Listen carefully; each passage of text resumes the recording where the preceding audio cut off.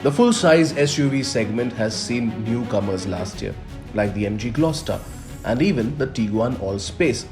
But you know what it's also seen? Models like the Ford Endeavour and the Honda CR-V make an exit. In fact, the All-Space 2 is no longer available in the market. And so the options you are left with are the Toyota Fortuner, Mahindra Alturas G4 and the MG Gloster. And so it is the opportune time for Skoda to bring in the Kodiaq Facelift. The facelift made its global debut in July 2021 and it's taken some time to get here. But enough talk and let's dive straight into what has changed. Now, the Kodiaq gets a more upright stance than before. The earlier one looked like a station wagon for most people, and yes, there were complaints about that.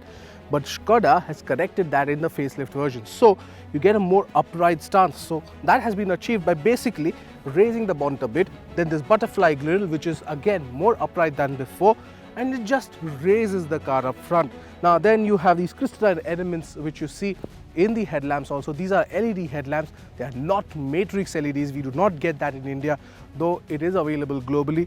But they look nice for sure. It's more angular than before. And of course you have a totally new front bumper, and it looks pretty good as well. Now the main thing in the front bumper are these air curtains. Now that you see there, the air goes through that, makes the car more aerodynamic than before. Move to the profile and you'll see that it hasn't changed much. The sharp lines and curves remain very much part of the car. But you do get new 18-inch alloy wheels with a new design, and yes, they look good. We would have loved to see more options though. Move to the rear and you'll see the updated tail lamps which add to the flair of this SUV. And the rear spoiler too adds to the aerodynamic capabilities of the car. Overall then, the Kodiaq looks better than before. While a lot has changed on the outside, the inside receives some major updates.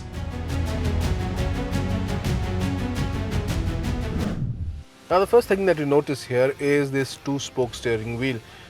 This is not standard though, because there is a three-spoke that you get on the Sportline trim, but it is really nice. All the settings are right here, and it's very nice to hold, in fact. Then you have this 10.25-inch digital instrument cluster, which has 5 displays on offer, and you can easily change them. And of course, you get all the information that you need right here. But with this update, you also get Apple CarPlay and Android Auto wireless, that too. And all this soft touch material that you see here adds to the sense of space and the sense of opulence up front. So that's a great thing. Also, a talking point, of course, is the 8-inch touchscreen infotainment system. Now, this is extremely slick and very responsive, very intuitive. So yes, a big thumbs up on that. And now it comes with inbuilt navigation. Of course, if you have Apple CarPlay, Android Auto, then you don't need that. But the fact remains that there are certain places where cell towers just don't give you reception. That's when the inbuilt navigation really comes up and helps you. The sense of space remains, and that is a great thing to have. And of course, the panoramic sunroof adds to the ambience of it all. The front seats are extremely comfortable, very nice, very snug, and you get electric adjustment also there. And now with the update, you also get heating and cooling functions, which is great. But the thing that you miss the most here is if it had a massage function. Now, if the front seats did have massage function on it, then the Kodiaq in fact would become the most accessible car with massage seats up front. And that would surely have been a talking point for Skoda Auto India, and they would just tom-tom it everywhere. It also gets a 12-speaker Canton surround sound system, which is brilliant. And it also gets connected car features thanks to the My Skoda Connect app. Not the embedded SIM part though. And of course, there's wireless charging as well. And then there's the third row.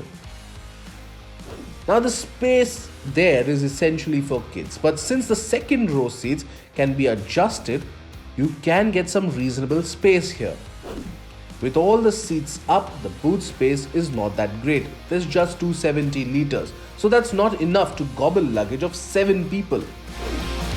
Now, the update under the hood is also a significant one, because from an all-diesel lineup, the Kodiaq has gone the petrol way, in line with the company's strategy for India. Now this one gets a 2-liter turbocharged petrol motor which punches out 187 brake horsepower and 320 Newton meters of torque. Now according to Skoda, 0 to 100 kilometers is done in 7.8 seconds, and we don't dispute that one bit because there is good enough power on offer. And I say that because earlier the complaints with the Kodiaq were always related to it being underpowered. Now there shouldn't be any, frankly, coming from there. So that part has been addressed by Skoda Auto India. Now there are 4 driving modes on the car. There's comfort, eco, sport, and even individual. And all these modes cater to your driving style, which is good. But I'd really like to talk about the dynamic chassis control, because what you select on the mode front is basically how the damping is adjusted, and that helps you in driving better. Like if I have right now chosen sport mode, so everything is a bit firmed up, and even on twisty roads, even if I just kind of wave through the twisties, it does offer a lot more in terms of dynamism, and it's again more like a hot hatch when you drive it that way, because you enjoy driving it. And hence there is less body roll that you see inside the cabin, and even the people inside are fairly okay with you driving around twisty roads. But that's exactly the kind of thing that makes everyone inside the cabin happy, and of course because it works very effectively. Now, the dynamic chassis control is only available in the top trim, but there's one department where the Kodiaq absolutely shines: safety. There are 9 airbags standard on the car, and then you have ABS, EBD, multi-collision braking system, hill hold assist and hill descent control. You also get park assist and more driver assist systems. So yes, it's been well thought of to make the Kodiaq a more rounded product, and kudos to Skoda for making it happen. Now finally to the price. The prices of the Kodiaq begin at 35 lakh rupees and go all the way to 37 lakh 49,000 rupees for this top end version. Now compare these prices to the Alturas G4 and you'll see that even the 4WD top end version is close to 4 lakh cheaper than the base variant of the Kodiaq. The Gloster too is more affordable, but its Savvy variant with the ADAS tech is more than 1 lakh rupees expensive than the Kodiaq. Finally, we compare it to the segment leader, the favorite Toyota Fortuner, and we notice that the 4x4 manual costs more by 1 lakh rupees compared to the base variant of the Kodiaq. Skoda then has played it smartly with the pricing of the Kodiaq. It absolutely hits the sweet spot. No wonder then that it has already sold the first batch of its cars. The Kodiaq is engaging and with the update looks to power through all the competitors in its segment. But the Fortuner will surely be one strong cookie to crumble. And we can't wait to compare them both to find out.